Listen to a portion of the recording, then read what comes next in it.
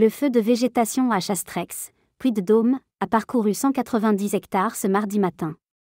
175 pompiers ont combattu l'incendie toute la nuit. Le vent fait craindre une reprise. Où en est-on ce mardi 8 avril 2025 de l'important feu de broussailles démarré lundi en début d'après-midi, sur le puits Redon, commune de Chastrex, à 1 heure de Clermont-Ferrand? La préfecture du Puy-de-Dôme a fait un point de situation à 6 heures ce matin. Le feu, qui a connu une évolution très rapide, a parcouru près de 190 hectares de végétation. Il n'était pas circonscrit à ce stade.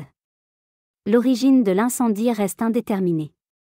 Le service départemental d'incendie et de secours, SDIS, du Puy-de-Dôme déploie d'importants moyens sur site avec le renfort des effectifs des SDIS de la Loire et de la Haute-Loire.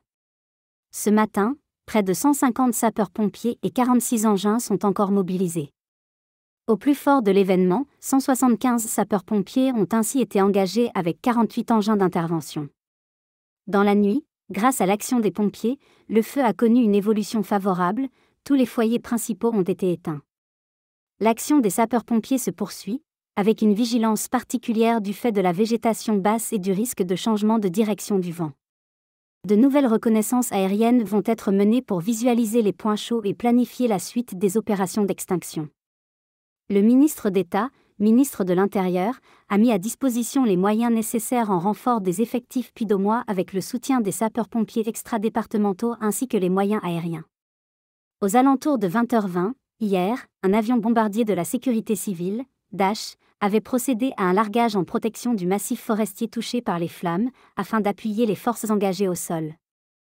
Les chemins de randonnée restent fermés et le périmètre de sécurité mis en place autour de la zone par la gendarmerie du Puy-de-Dôme est maintenu et sera renforcé.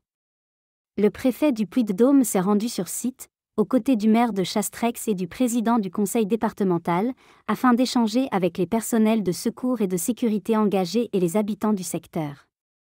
Le préfet demande à la population et en particulier aux automobilistes, d'éviter le secteur afin de ne pas gêner les opérations en cours. À ce stade, les habitations du secteur ne sont pas menacées, précise la préfecture.